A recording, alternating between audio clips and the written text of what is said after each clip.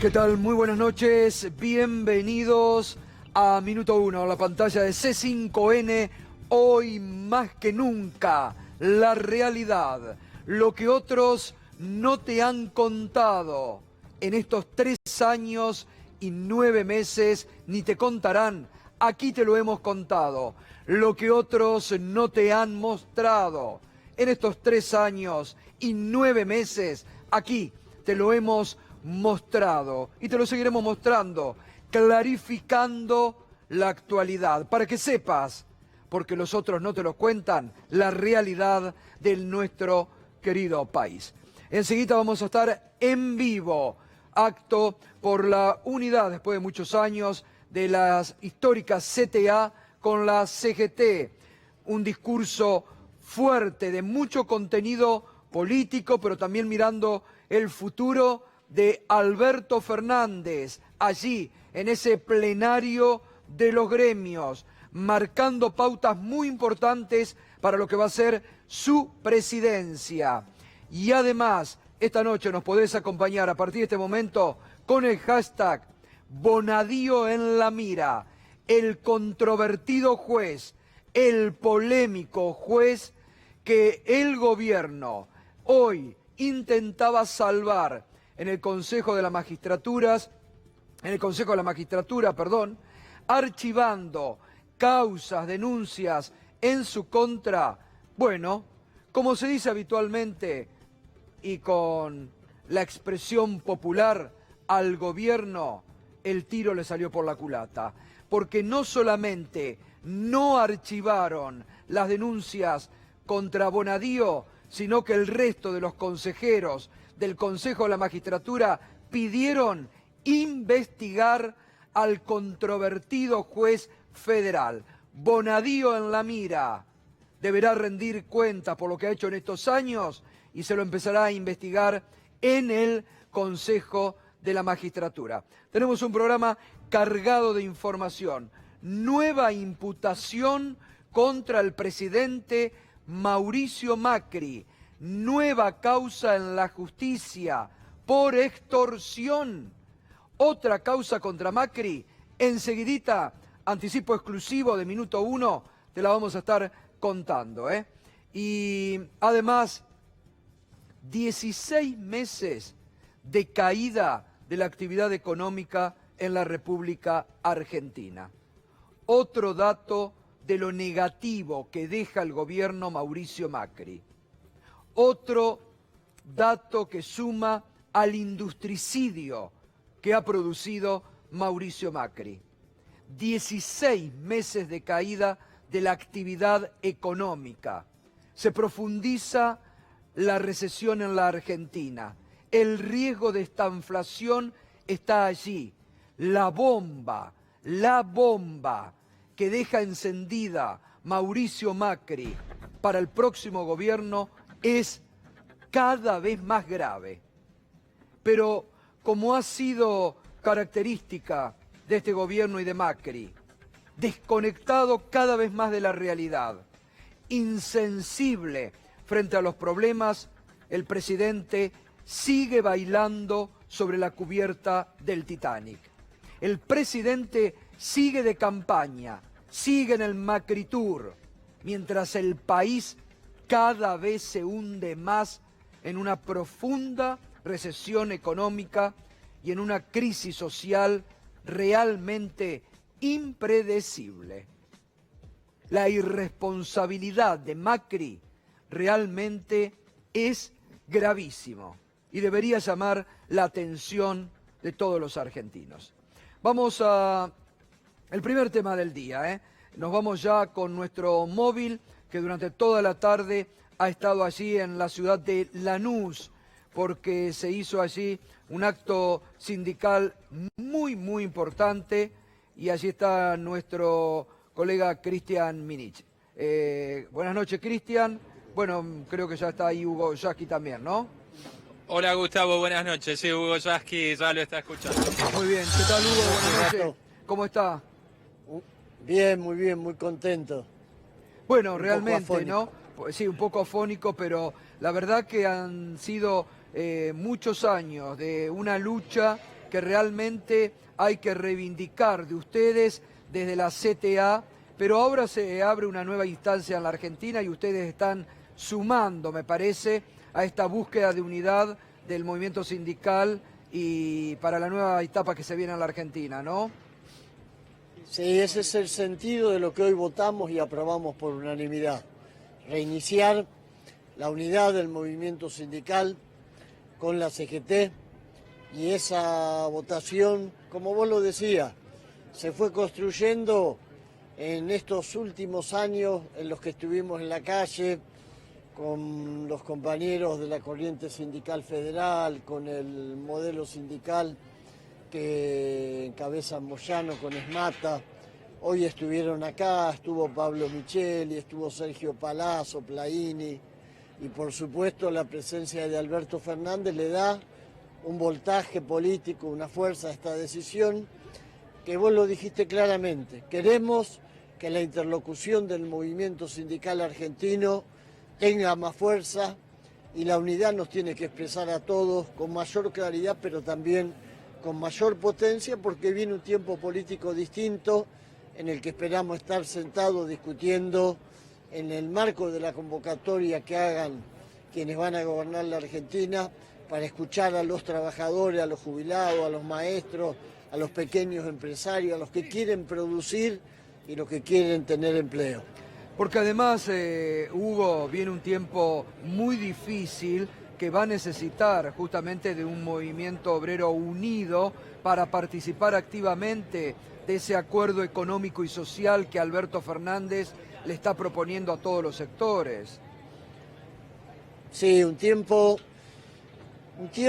en el que increíblemente vamos a llegar con una cantidad de indigentes que llenaría toda la ciudad de Buenos Aires, más de 3,5 millones, que vamos a llegar con 16 millones de gente viviendo por debajo de la línea de la pobreza.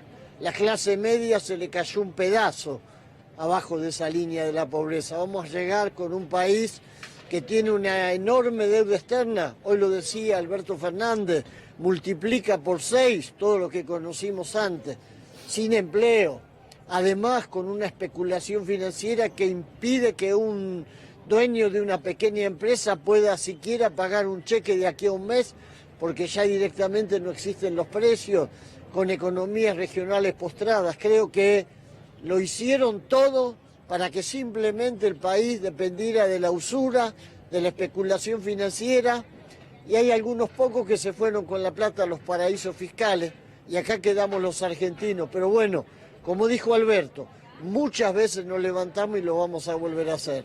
Bien, Hugo, un fuerte abrazo, realmente muy importante la lucha de estos años de la CTA, muy importante el paso que dan hoy hacia la unidad del sindicalismo. Fuerte abrazo, hasta luego, Hugo. Abrazo y gracias por el reconocimiento.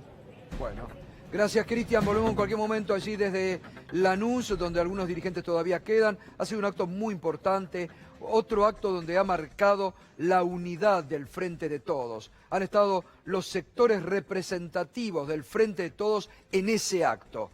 La verdad, un discurso muy fuerte, meduloso de Alberto Fernández, con mucho contenido. Justamente ahí estamos viendo Verónica Magario, el diputado nacional Máximo Kirchner, Hugo Moyano, Sergio Palazzo, realmente todos los sectores que forman el Frente de Todos en la conformación de lo que va a ser el futuro gobierno de Alberto Fernández, en un hecho realmente muy, muy importante. Ya vamos a escuchar la palabra de Alberto Fernández, pero antes no nos podemos olvidar, porque hoy otro país de América Latina que está aplicando las políticas del Fondo Monetario Internacional, que está aplicando las políticas del neoliberalismo, ha entrado en eclosión social. Pedro Brigger, buenas noches, Pedro. Un anticipo. Buenas noches, Gustavo. Fuertes protestas en Ecuador en contra del ajuste, en contra del aumento de los combustibles. El gobierno decretó el estado de sitio, como bien decías, recomendaciones y elogios del Fondo Monetario Internacional a las políticas de ajuste. La respuesta, estado de sitio. Bien, enseguida vamos a profundizar, otro país con las mismas políticas económicas que ha aplicado Macri, con las políticas del Fondo Monetario Internacional, que entra en eclosión social, porque no se puede vivir del ajuste, porque del ajuste la Argentina está llegando a estos niveles de pobreza, de desindustrialización, de indigencia. Fíjese, en las últimas horas hubo un debate en la República Oriental del Uruguay. Los candidatos tomaron como lo que no hay que hacer al gobierno de Macri. Evo Morales, elecciones ahora, los spots de campaña dicen: no repitamos lo que hizo Macri en la Argentina. Están tomando en los países de la región con gobiernos progresistas a la Argentina de Macri como ejemplo de lo que no hay que hacer. Y Ecuador, que fue bendecida también por el fondo, entra en esta situación de eclosión social, porque las políticas de ajuste no van más, porque la sociedad tiene un límite y la sociedad en forma indigente no puede vivir. Vamos a Alberto Fernández, hace instantes en Lanús, en el Congreso de la Unidad del Movimiento Obrero.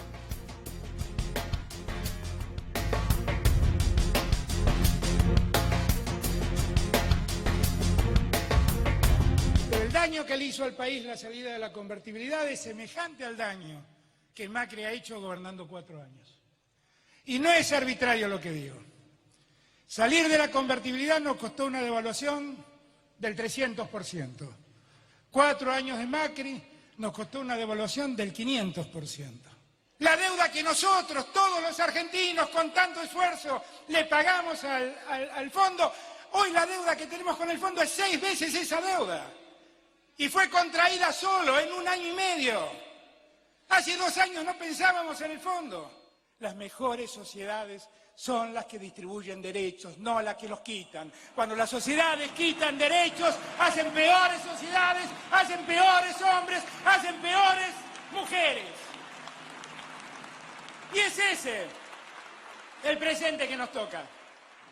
Ese es el presente que nos toca. Cuando uno dice todas estas cosas, siempre hay uno, que dice: ¿y de dónde vas a sacar la plata para hacer esto? Voy a sacar la plata de dejar de pagar la usura que se llevan los bancos con las leyes. De ahí voy a sacar la plata.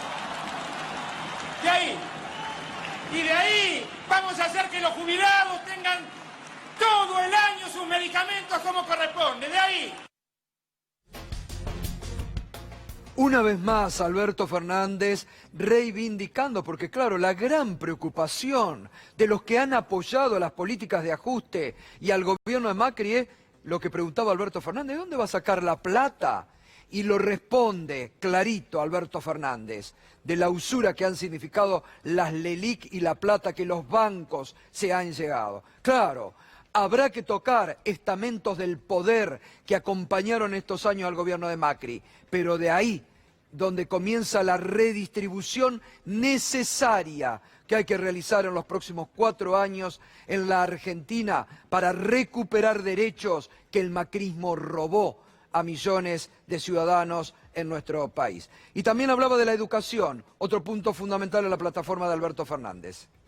Se han dado cuenta y han decidido generar un cambio en la Argentina, porque el cambio no son ellos, el cambio somos nosotros.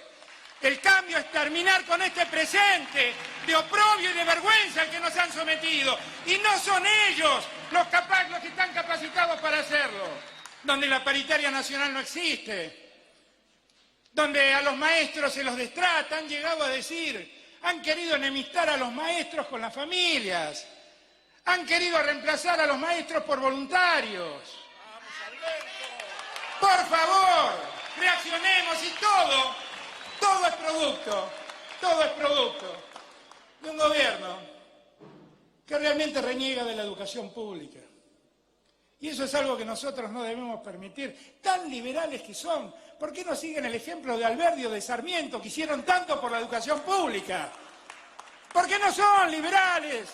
Son crueles mercantilistas que también de la educación hacen un negocio.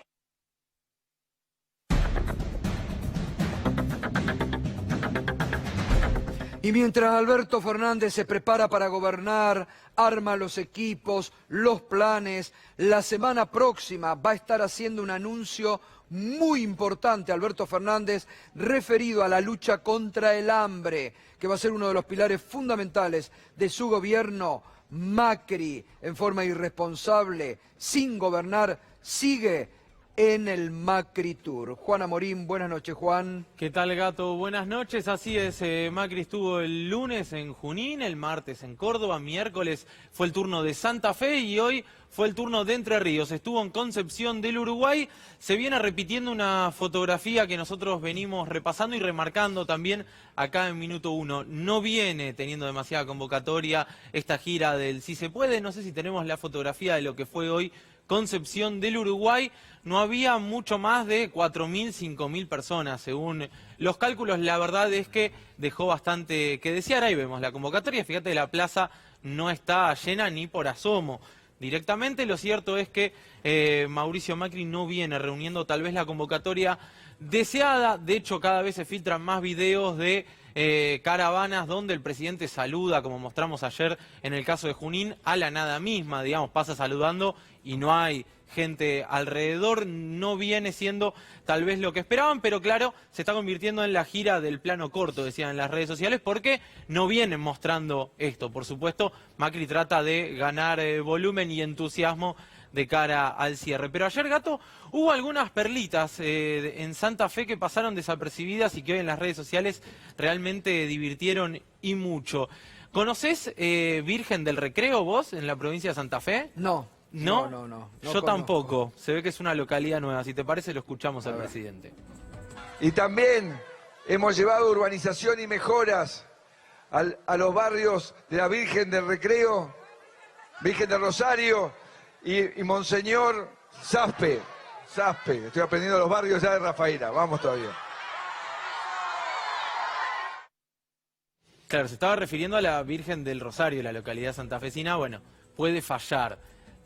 Pocos minutos después, Mauricio Macri empezó a pedirle a los vecinos y vecinas de Rafaela que militaran su campaña y que salieran a convencer a vecinos. ¿Te acordás que nosotros decíamos que esta gira del Si Se Puede no tiene ningún sentido más que reforzar el núcleo duro, a menos que haya una campaña propositiva? Así que uno salga a decirle a los vecinos, vamos a convencer a tu familia, convencer a tus amigos. Bueno, Mauricio Macri empezó a pedir eso y una vecina agarró el micrófono para mencionar la localidad a la que pertenece. La localidad es La Pelada, un pueblo de unos 1.500 habitantes según el último censo de 2010, que queda a unos 100 kilómetros de la capital santafesina. Se ve que Mauricio Macri no entendió o no sabía que existía la localidad de La Pelada. Hubo una confusión y esto es lo que pasó. La localidad de La Pelada. Pero no te veo nada pelada, estás muy bien. No te veo nada pelada, estás muy bien, claro, no estaba pelada la señora, estaba refiriéndose a la localidad de La Pelada. ¿Cómo sigue esto, Gato? Vos dirás, bueno, mañana tal vez Mauricio Macri vaya a Casa Rosada, se siente a trabajar un poco, tal vez no. Mañana sigue en Bahía Blanca, el sábado en Mendoza, pese a que Cornejo ya dijo que tienen que venir a hacer acá los candidatos y la elección era provincial. Bueno, Cornejo ya dijo que lo va a recibir de todas formas al presidente Mauricio Macri. Y después la semana que viene sigue por Tucumán, así que vamos a estar atentos siguiéndole los pasos al presidente, que claramente al hacer tantas ciudades, tantas localidades, queda expuesto a este tipo de furcios y de errores.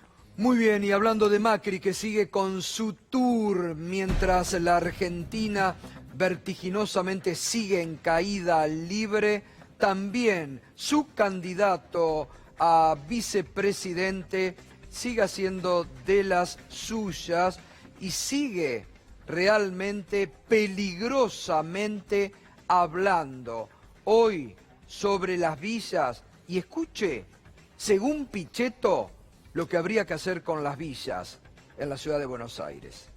En una villa de acá, la 1114, había dos colas. Una que manejaba el narcotráfico paraguayo, para no ponerle calificación de nacionalidades porque después se enojan conmigo, una nacionalidad determinada que tiene vinculaciones con la marihuana hacia la cola de la venta de marihuana. Y otros muchachos también de afuera del país que han venido a este país tan generoso, vendían cocaína, dos colas.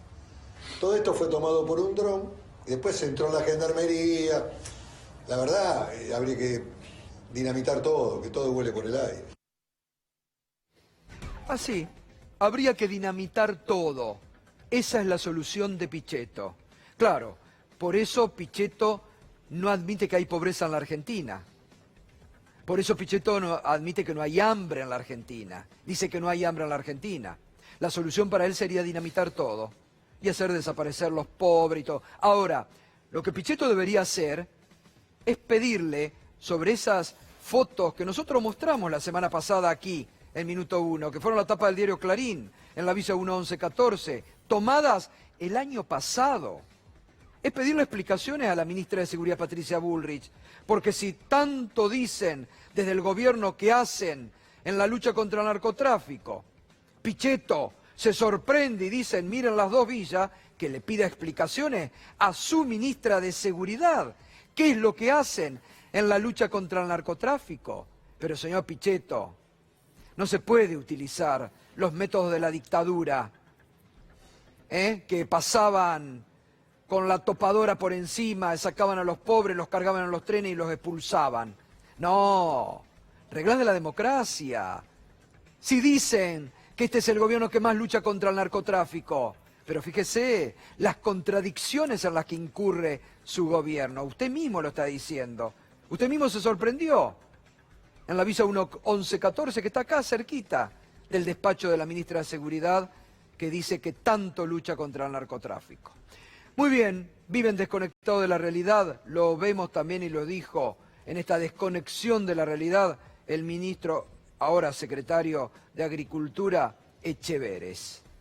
El precio de todos los productos alimentarios, desde carne, leche, pan, se dispara. No, pero mucho ¿cómo más por arriba de la inflación. Es inflación. Y bueno, no, es por arriba de la inflación promedio. Es una cultura bimonetaria que no, pero si leche tuvo 80% cuando la inflación promedio fue 50 y pico. La harina, lo mismo. Es una cultura bimonetaria que tenemos los argentinos. Pero suben más los alimentos que la inflación. Porque la gente no sé por qué saca la cuenta o dirá, bueno, yo quiero porque seguir... se exportan. La gente, ¿qué gente?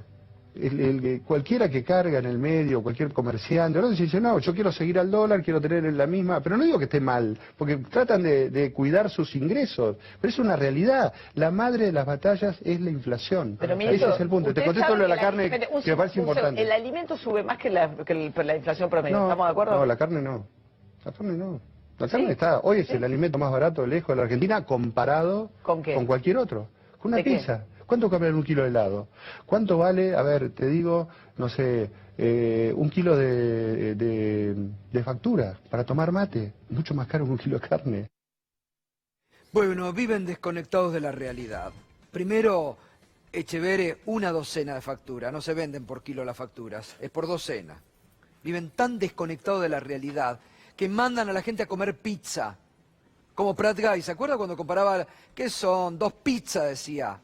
La gente necesita comer carne y no puede comer carne porque hoy significativamente es uno de los productos que más ha aumentado. Fernando, ¿cuánto ha aumentado este año? Por ejemplo, se quejan los carniceros, no venden. El asado desapareció de la mesa de los argentinos, no está más, no está el bife, pero viven desconectados de la realidad. Fernando, buenas noches. ¿Qué tal, Gustavo? Buenas noches. 53% subió este año el precio de la carne en el mostrador. Solamente este año. Solamente este año. Y hay récord de exportación de carne. Todos los meses están logrando récord de exportación de carne. En agosto fue el agosto de mayor venta de carnes al exterior histórico. Así que hay una industria exportadora de carne que está funcionando muy bien. El problema es que como no hay reglas, todo el precio de exportación te lo trasladan al mostrador y los argentinos pagamos lo mismo que un bife en Tokio o en París, Gustavo. Ese es el verdadero problema. Bueno, se cumplió, ¿te acordás lo que decía en el conflicto de la 125 el ahora senador De Angelis, que decía que el lomo era un producto de lujo, que no merecían que los argentinos lo comamos y que tenían que exportarlo, ¿te acordás? El problema es que está tan mal organizada toda la industria cárnica que termina pasando eso. Vos no podés comerte un lomo en Buenos Aires porque te vas pagando lo mismo que en Tokio, pero lo pagás literalmente lo mismo, ¿eh? No, y además que debería recorrer las carnicerías, Echeverre, a ver si venden carne o no los carniceros, que son los que más se quejan de cómo ha caído el consumo, ¿no? Es tremendo. Bueno, ahora seguimos con los mercados enseguida, Fernando, ¿eh?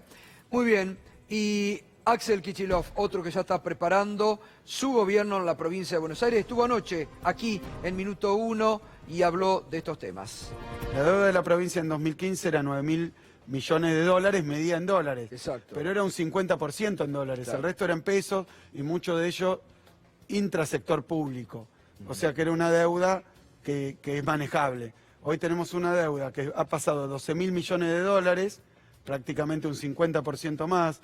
Bueno, ponele, para ser más riguroso en esto, un 33% más en dólares, pero un dólar que no es 9.70, claro. Es un dólar de 60 pesos. Y el presupuesto de la provincia no es en dólares, claro. Y la recaudación de la provincia no es en dólares, y la actividad de la provincia no es en dólares y del gobierno menos. Entonces hoy no sabemos a ciencia cierta cuál es el estado de las cuentas de la provincia. Tenemos mucha información que va llegando, que se conoce, que habla de que para cerrar el año faltan 40.000, 50.000 con lo financiero para contemplar enero, 80.000 millones de pesos. Yo digo estos números preliminares, siempre muy malos, muy rojos, entonces esto debería contestarlo el gobierno actual. Están gobernando ellos. La situación de la deuda de la provincia no es distinta que la deuda nacional. Claro. Así que yo lo que digo es que hoy tendríamos que tener un gobierno que se haga cargo por una vez de esta cuestión, que no haga más nombramientos. También hemos tenido noticias de nombramientos. Axel Kicillof, que anoche pasaba aquí en Minuto 1 y dejaba estas definiciones y también sus preocupaciones sobre la situación que va a recibir la provincia de Buenos Aires. Los mercados hoy, otra vez el dólar para arriba, el riesgo país también. El oficial, 60,22, contado con liqui, 66,97, se amplió la brecha, y el blue, 61 pesos. Y el riesgo país sigue para arriba, 2.201 puntos, el riesgo Macri para la República Argentina. Y datos de la economía, datos de la profunda recesión que está dejando el gobierno de Mauricio Macri. 16 meses consecutivos de la caída de la actividad económica de nuestro país. Realmente un indestrucido que crece. Vamos a los datos que se conocieron hoy. 0,6% fue la caída en el mes de agosto. 8,1% registrado en todo lo que va del 2019. Datos oficiales. Industria hundida. Variación interanual, automotor menos 27%, muebles menos 15,9%, metales menos 13%, textiles menos 7,2%, madera y papel menos 6,1%. Desde diciembre del 2015 cerraron 21.644 pymes, se perdieron 146.855 puestos de trabajo industrial. ¿Cómo espera que evolucione la dotación de personal durante septiembre y noviembre respecto al mismo periodo del 2018? Aumentará 6,1%, no variará, es decir, va a estar todo parado, 70,1%, disminuirá 23,8%. Estos son datos del INDEC. Datos que muestran a una industria totalmente parada y con muchas máquinas paradas y con la capacidad, bueno, cada vez en menos posibilidad, ¿no? Y miren la caída de la construcción. En agosto, 5,9%. Ya lleva acumulado en el 2019 8% la caída de la construcción, donde también está todo paralizado, ¿no? Fernando, sí, datos de una recesión profunda. Vos sabés que hoy el Banco Central volvió a vender dólares. Se confirmó lo que adelantábamos ayer, que estaban usando esas reservas del FMI para hacer pago de deuda en los términos que no estaba acordado con el fondo, pero se supone que debe haber algún visto bueno, debe haber alguna señal que mientras no llega el desembolso pueden usar estos dólares que estaban destinados al fortalecimiento de reserva. Te lo adelantamos ayer y se confirmó hoy. Y en el caso de la industria, vos sabés que hay unos datos muy interesantes. El PBI per cápita industrial ya es 19% más bajo que en diciembre de 2015. Quiere decir que los argentinos, cada uno estamos produciendo 20% de manufacturas industriales menos que hace casi 4 años. Y hay algunos datos interesantes. Cuando vos mostrabas recién datos del INDEC, el 90% cree que no aumentará la demanda, el 75% que no aumentarán las exportaciones, el 90% que no va a aumentar su capacidad instalada y el 94% que no va a demandar más mano de obra. Bueno, eso se llama expectativas negativas respecto a los últimos meses del gobierno de Mauricio Macri. Por eso los industriales están esperando por Alberto Fernández directamente. Hay una declaración hoy de Urquiza, el presidente o dueño, principal accionista de la aceitera más importante del país, que dice: estamos esperando que llegue Alberto Fernández porque así ya no se puede seguir, Gustavo. Por supuesto, por supuesto. Y esas son las expectativas negativas que hay para la economía sobre los próximos meses, ¿no? Muy bien. Y acá también hay otro, fíjese. ¿Cómo espera que evolucione la utilización de la capacidad instalada durante septiembre-noviembre respecto al mismo periodo del 2018? Aumentará solo el 10,9%, no variará 54,2%, disminuirá 34,9% las expectativas negativas de los 90%, ¿no? Expectativa negativa. Y sí. ¿Cómo espera que evolucione la demanda interna durante septiembre-noviembre? Aumentará 10,3%, no variará 39,3%, disminuirá, es decir, menos consumo, el 50,4%. Esto es ya un gobierno de salida, que todos los protagonistas de la actividad económica de la Argentina no le ven ninguna posibilidad y solo esperan por el nuevo gobierno. Pero falta, ¿no? Falta lamentablemente mucho, mientras irresponsablemente Macri sigue de tour electoral. Nadie gobierna la Argentina. Irina Hauser, buenas noches. Novedades, Irina, en torno a Marcelo Sebastián D'Alessio. Volvió a los tribunales de Comodoro Pi, ¿no?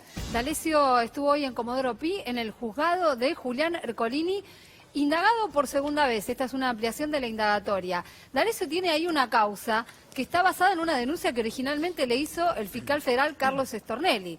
Porque, ¿qué decía Carlos Stornelli? Carlos Stornelli dijo: a mí en realidad D'Alessio me utilizó mi nombre para pedir dinero para apretar a Pedro Echeve, ¿se acuerdan? El denunciante del famoso caso D'Alessio, para pedir dinero para que no, con la excusa de que no lo involucraran en la causa de los cuadernos. Esta causa contra D'Alessio está avanzando a pedido de Stornelli, a pedido también de la Agencia Federal de Inteligencia, que es querellante, y volvió a declarar D'Alessio hoy. ¿Qué dijo? Es muy curioso. Dijo que lo suyo era un trabajo meramente periodístico, que él hacía investigaciones como si fuese un periodista, que las hacía así a pedido de Ricardo Bogoliuk, este excomisario y exagente que está detenido en la causa de Dolores, que las hacía como trabajos para él, que eso incluyó este seguimiento y esta suerte de apriete a Pedro Echeve, que derivó precisamente en la causa de Dolores. Y otra de las cosas que dijo es que a él le habían prometido un cargo en la Agencia Federal de Inteligencia a cambio de investigarlo a Pedro Echeves. Fíjate qué curioso, porque en realidad D'Alessio se presentaba diciendo que él pertenecía a la AFI, así se presentaba ante muchas personas que incluso declaraban frente al juez Alejo Ramos Padilla. Se presentaba diciendo también que era de la DEA. Por esta razón, además, lo denuncia la AFI por usurpación de título. D'Alessio dice: yo no era un agente de la AFI, a mí me prometieron un cargo, yo simplemente hacía estas investigaciones como trabajos periodísticos. ¿Qué incluye eso? Además de haber investigado a Pedro Echeve, investigado entre comillas, ¿no? Haberse metido en la causa de GNL, la causa de gas natural licuado, que llevaba el propio fiscal Stornelli, haber aportado datos ahí cuando la causa se caía porque había un perito denunciado. Haberse metido, por ejemplo, también en el caso de los monos. Hoy se playó un poquito sobre el caso de los monos y dijo que en realidad él lo único que quería saber era por qué seguía la violencia en Rosario. Muy curiosa la declaración de hoy de D'Alessio, no agregó nada. Es probable que no termine bien en este expediente, donde el que sale, digamos, bien parado sería Carlos Stornelli. Claro, un favorcito de los amigos, ¿no? Exactamente, mientras se sigue salvando, mientras se sigue salvando en la causa de Dolores. Un favorcito del juez Ercolini, ¿no? Bueno, muy bien, gracias Irina, después vamos con otros temas de actualidad. Volvemos sobre un tema que nos ha preocupado y que realmente nos debe a todos preocupar y ocupar, que es la pobreza, la indigencia y la mala alimentación que se está viviendo, sobre todo de los chicos en la provincia de Argentina, pero es moneda corriente en toda la Argentina. Pero hay un trabajo que se conoció en las últimas horas sobre malnutrición en los chicos. Fíjese qué datos tremendos, malnutrición en el conurbano. Esto es Barrios de Pie de Lanús, esa encuesta que ellos hacen allí en el territorio. 23,3% de los niños, niñas y adolescentes tiene sobrepeso. Esto es producto de solamente ingerir harinas, mala alimentación. El 16,4% sufre obesidad, el 1,7% tiene bajo peso y el 5% presenta baja talla, producto de la malnutrición, muchos en periodo de lactancia.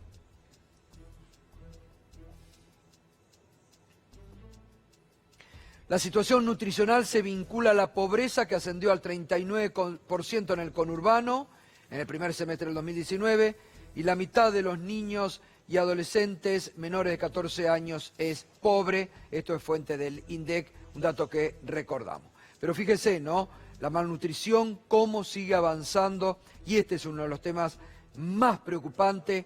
Lo que ha dicho, ayer lo decía Alberto Fernández ante los industriales, que dará una batalla épica en la lucha contra el hambre, y la semana próxima estará anunciando un plan especial que pondrá en marcha a partir del 10 de diciembre cuando llegue a la Casa de Gobierno. Muy bien, nos vamos al primer invitado esta noche, el ex presidente del Banco Central de la Argentina, Alejandro Banoli. ¿Qué tal, Alejandro? ¿Qué tal, ¿Cómo Gustavo? está? Buenas noches. Bien, bueno, anoche lo ha adelantado Fernando y hoy se conoció que finalmente el gobierno está usando plata que no debía usar para plata del Fondo Monetario, ¿no? Para patinarla diariamente, ¿no? Sí, sí, exactamente. Hoy se confirmó el dato y bueno, creo que refleja esta desesperación por usar todos los activos, todas las canillas para sostener un programa que es insostenible. Esto también refleja que el acuerdo con el Fondo Monetario Internacional está absolutamente caído y bueno, refleja la enorme preocupación de una situación donde solamente por las restricciones que pusieron de apuro y mal se sostiene el dólar, pero la economía real está destruida, meses de recesión y Gustavo, yo quiero, y siendo economista, realzar lo que vos marcaste acá, chicos con hambre. Sí, tremendo. Realmente en un país que fabrica, que produce, que exporta alimentos para todo el mundo, que haya chicos con hambre, no se puede dejar pasar. No solamente con hambre, malnutridos, con problemas ya en la talla, en lactantes. Es la herencia más tremenda que está dejando este gobierno, ¿no? Mientras patinan la guita que les viene de afuera. Y te agrego un dato que también interesante que salió hoy. El Fondo de Garantía de Sustentabilidad del ANSES perdió el 70% de su valor en dólares, ¿no? O sea, realmente no han dejado de hacer daño en la economía y están dejando a los bancos oficiales, el Banco Nación descapitalizado, el Banco Central con patrimonio negativo, bueno, un país endeudado. Están fundiendo todo. Endeudado, ¿no? Realmente es un país fundido desde lo financiero y bueno, desde lo productivo, lo hemos dicho varias veces, no hay una sola variable que esté mejor y las variables están empeorando significativamente. La producción automotriz también cayó récord en el mes de agosto. No hay ningún dato que dé bien y bueno, realmente es muy preocupante realmente lo que va a pasar desde el 28 de octubre al 10 de diciembre, ¿no? Realmente es un periodo de limbo donde realmente hay que ver qué hace Macri, porque si nos paramos en el Macri pospaso, realmente la capacidad de daño adicional que puede tener un presidente perdido es infinita.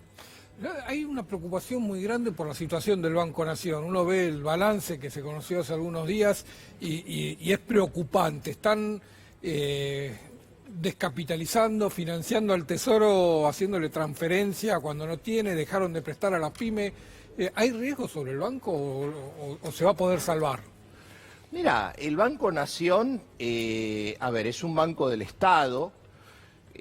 Creo que siempre el Estado puede salir a rescatarlo, ahora de nuevo. O sea, con lo cual el Banco Nación, a pesar de que este gobierno lo quiso quebrar, a pesar que la convertibilidad también estuvo al borde de la quiebra y lo quisieron privatizar, no me cabe duda que en un gobierno de Alberto Fernández, que entiende la importancia de la banca pública, una banca pública que cuando otra banca se ha retirado siempre estuvo presente para prestar a los productores, para prestarle a las pymes, lamentablemente a lo largo de estos 3 años lo han usado para financiar al Estado, para dar malos créditos, para la especulación financiera, pero no me cabe duda que el próximo gobierno lo puede recapitalizar y nuevamente hacer que el Banco Nación y que los bancos oficiales, que han estado pésimamente gestionados, vuelvan a cumplir un servicio a la economía real. Juan había mostrado números de un crédito que el Banco Nación le entregó a una empresa de la familia presidencial. Y a los amigos, claro. A los amigos que están impagos, que empezaron a estar en situación de morosos. Uno asume de que lo que mostró fue nada más que la punta del iceberg de la situación, ¿no? Sí. Le usaron la plata del Banco Nación para financiar a las empresas de los amigos, a la empresa de la familia del presidente y ni siquiera repagan esos créditos. No, por eso es una situación donde estructuralmente dejan una economía en pésima situación, con, los problemas de las LELIC que ya conocemos, el problema de una deuda que está en default. Entonces, nuevamente va a tener que hacerse cargo un gobierno peronista. Y yo creo, y lo que hay que decir, porque realmente alguien, Gustavo, que escucha este programa, realmente por ahí hay gente que está comiendo y está sufriendo, ¿no? Y realmente cuesta decir estas cosas, pero yo creo que hay que decir también de que si se cambia la política económica, no se va a salir mágicamente en 2, 3 meses, 4 meses, pero hay salida, o sea, una economía bien gestionada, donde se recupere el salario, donde haya políticas públicas, donde haya otra inserción internacional, donde se negocie con los acreedores para que la Argentina pague lo que tenga que pagar, pero siempre sobre la base de crecer y de repartir las cargas entre los sectores que más pueden, hay salida. Bueno, ahí está, porque justamente cuando se habla de que los sectores que más pueden van a tener que contribuir, redistribuir ganancia, el establishment que acompañó al gobierno de Macri pone el grito en el suelo. Pone el grito en el cielo diciendo, van a tocar a los empresarios, van a tocar las ganancias de los empresarios, que han ganado mucha guita en estos años. Por supuesto. Porque se va a necesitar de gestos solidarios, a esto voy. Porque es una economía que está a punto de estallar en cualquier momento. Digo, ¿hasta cuándo se puede sostener todas estas variantes negativas que está dejando Macri? Todo esto que vos estás comentando, Alejandro, descapitalizado el Banco Central, el Banco Nación, fundida la Argentina prácticamente. ¿Hasta cuándo puede realmente soportar sin que estalle? Bueno, es muy preocupante. Yo creo que una de las mayores preocupaciones es la situación social, es una constante en tu programa nuevamente, el hambre, la desnutrición, la situación de muchos argentinos, los jubilados endeudados, la gente que va al usurero también para poder comer y para poder tirar. Entonces, yo creo que los sectores que han ganado, que son pocos, pero hay sectores que a lo largo de estos 3 años y medio han ganado, tienen que tener la responsabilidad social de afrontar los mayores costos de un ajuste necesario. Entonces, yo creo que es vital. La situación es gravísima, entonces creo que el gobierno tiene que conducir un pacto social y me parece que la gran mayoría de los industriales, los sindicalistas que hoy han dado un gesto de unidad, de una gran responsabilidad, creo que la mayoría de los sectores se da cuenta que el horno no está para bollos y que realmente todos los sectores van a tener que poner, pero el sector financiero, los sectores Ahora, ¿crees que es preocupante, concentrados? discúlpame, ¿crees que es Sí. preocupante, por ejemplo, el nivel de reservas que Macri va a dejar en el Banco Central? Y es preocupante, porque te vuelvo a decir, ahora sí, y es verdad y está auditado, hay patrimonio negativo en el Banco Central, las reservas de libre disponibilidad están en el orden de los 12.000 millones de dólares y quedan 2 meses y medio largos donde hay que ver si pueden obligar a los exportadores a liquidar el saldo comercial, cuando durante 3 años y medio hicieron todo lo posible para que no liquiden. Va a haber una mayor dolarización, hay pagos de deuda, con lo cual, hacia fines de año, estas reservas netas pueden estar en 7.000, 8.000 millones de dólares, que es un umbral crítico, y hay que ver cuánto tiene que poner, porque nuevamente, este dólar a 60 se está sosteniendo, no solamente por las restricciones que ponen, que endurecen todas las semanas, sino también por el hecho de que están vendiendo bonos del ANSES, porque están vendiendo bonos de los bancos oficiales, porque están interviniendo, pero este clima de desconfianza y la inflación que sigue galopante hacen que este dólar a 60, que en una situación normal o histórica sería un dólar de equilibrio, en una situación de pánico, el dólar no tiene techo. Hay generado una gran expectativa sobre lo que va a ser el cambio de gobierno y la llegada de la próxima administración. Va a ser difícil administrar esa expectativa el día de diciembre porque uno se imagina a todos tirando del mantel, de la manta corta y con poca reacción o poca capacidad de dar respuesta del gobierno, ¿no?, en esos primeros meses. A ver, yo creo que a nivel de la población, obviamente, hay gente que está angustiada, que está desesperada y que no puede esperar. Pero digo, en general me parece que el conjunto de la población entiende de que salir de este desastre no se va a salir en 1 mes ni en 2 meses.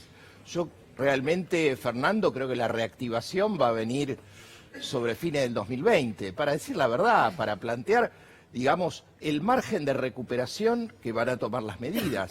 Ahora, creo que Alberto Fernández va a tener que demostrar, y confío plenamente en su capacidad y en el equipo que él designe, de poder conducir este pacto social, de decir, bueno, señores empresarios y todos los sectores, acá, por supuesto que hay que atender las demandas legítimas, pero acá todos tienen que poner, acá hay una responsabilidad de que hay que gradualmente ir bajando la inflación, que la situación no da para remarcaciones, que los salarios se van a recuperar, pero gradualmente, para esto está el pacto social. Y bueno, creo que en ese marco, con un gobierno que gobierne, con un pacto social, con un plan consistente, se puede ir bajando la inflación. Y para que el país productivo vuelva a ser productivo, en ese marco vos podés bajar gradualmente la tasa de interés, podés ver cuáles son los impuestos que están penalizando a la producción, y bueno, podés tomar medidas nuevamente. Creo que también que se recompongan los salarios. Total. Es una cuestión vital, obvio, ética, moral, pero también es la condición necesaria para que una economía se vuelva a recuperar, porque bueno, obviamente el gobierno también apuesta en el mediano plazo a las exportaciones, pero bueno, eso demora en el tiempo, por eso recuperar el mercado interno, que es el 80% de la actividad económica en la Argentina, es vital para poder dar ese envión que permita gradualmente ir solucionando los problemas. Gracias, Alejandro, como siempre. Gracias, muy Gustavo. amable. Bien, Alejandro Banoli y el análisis de esta situación muy angustiante y caótica desde lo económico. Pedro Brigger, lo adelantábamos hoy, bueno, hablando de economía, hablando de las políticas del fondo, hablando de ajuste, reaccionó la población en Ecuador, ¿no?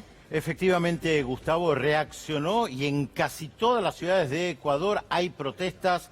La respuesta de Lenín Moreno es declarar el estado de excepción. El principal tema es el aumento de los combustibles.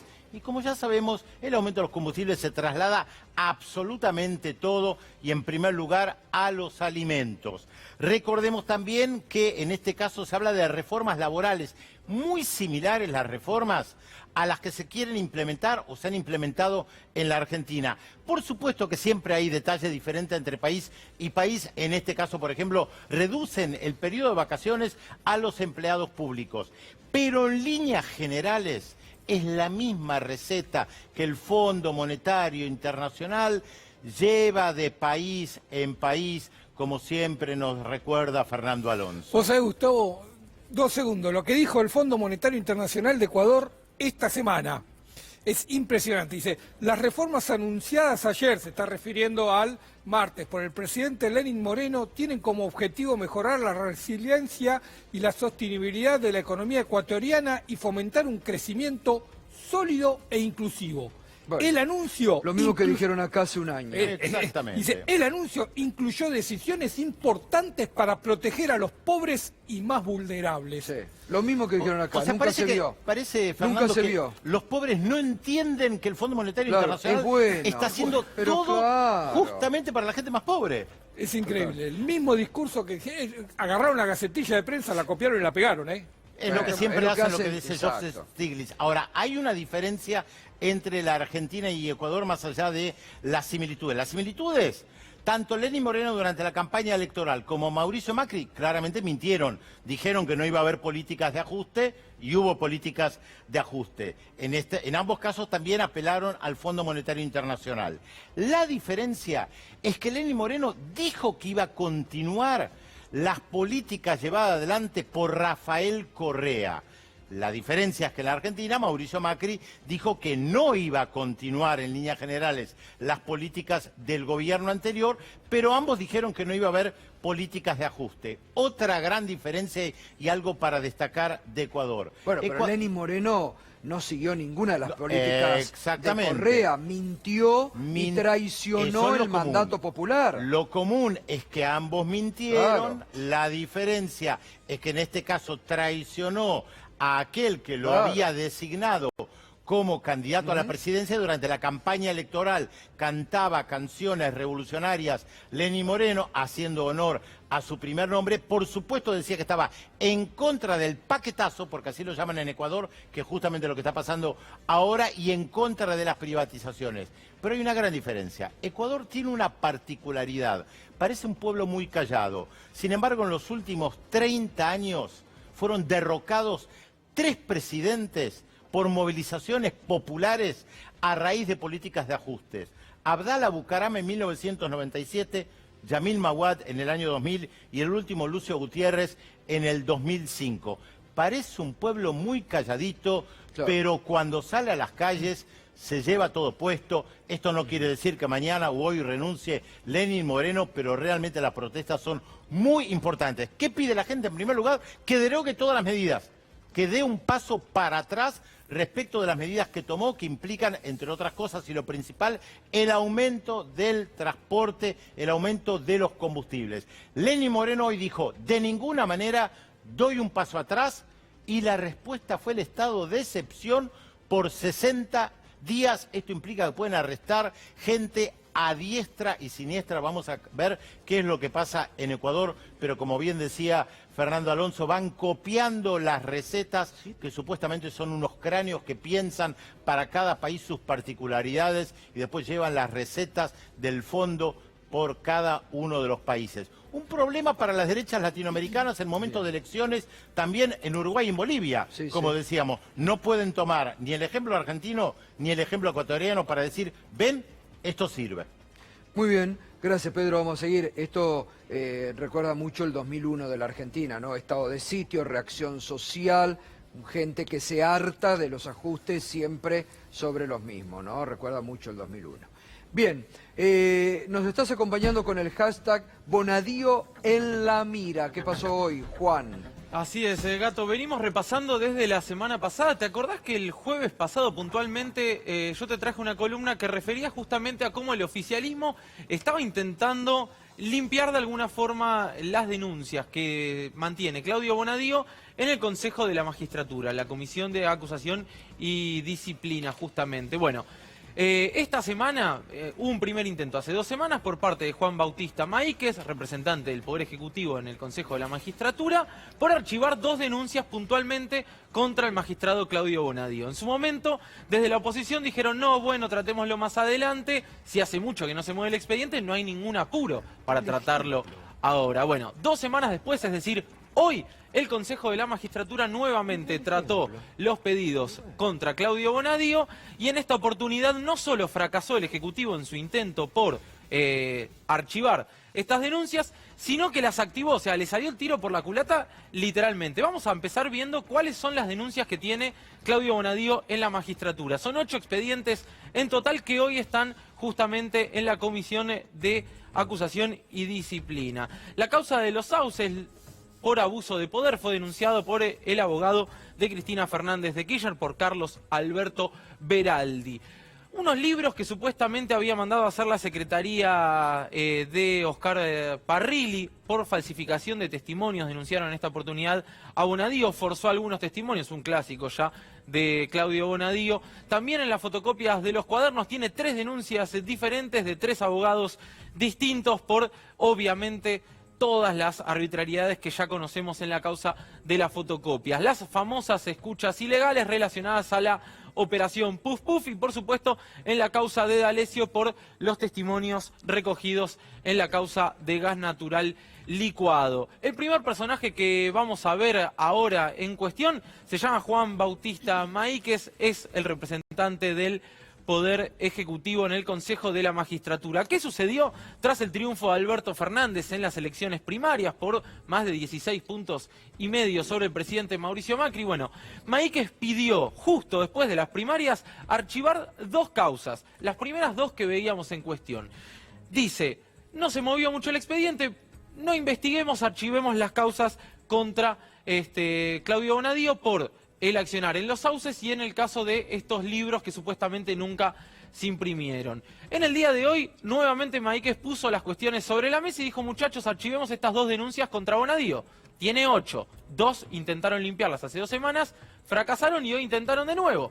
¿Qué pasó? Intervino Diego Molea, personaje número 2 en cuestión. Diego Molea es el representante de los académicos, es representante por la Universidad de Lomas de Zamora, justamente suele acompañar a la oposición en este tipo de cuestiones y se negó a cerrar las causas. Pero no solo se negó a cerrar las causas, se negó a archivarlas y dijo, ya que tenemos los expedientes, ¿por qué no pedimos medidas de prueba al respecto? Bueno, obviamente Pablo Tonelli, cuando no, saltó y dijo, no, de ninguna manera, tenemos que archivar las causas contra Bonadío. ¿Quién le habrá pedido al oficialismo que se apure de esta manera, no después de tanto tiempo donde no hubo movimiento del expediente? Bueno, Pablo Tonelli saltó y dijo, no señor, hay que archivarlas. E intervino un representante del radicalismo, Juan Pablo Mas Vélez, es la persona que intervino y dijo, no, bueno, podemos mantener las denuncias en curso. ¿Qué sucedió entonces? El oficialismo, Cambiemos, intentaba cerrar las causas y no solo no pudo, sino que hoy se solicitaron medidas de prueba en esas causas. ¿Qué se solicitaron? Los 2 expedientes para revisar el accionar de Claudio Bonadío. ¿Cuál es el gran problema respecto a esto, Gato? Puntualmente, que las causas van a seguir en curso y van a tener resolución en 2020, claro, ya con el próximo gobierno. Con lo cual, Claudio Bonadío queda muy complicado. No solo no se movieron los expedientes, siguen abiertos, sino que el movimiento va contrario a su intención por archivarlos. Gracias, Juan. Por favor. Muy bien, vamos a la primera pausa. Enseguida te voy a contar la nueva imputación en la justicia contra el presidente Mauricio Macri. Es grave.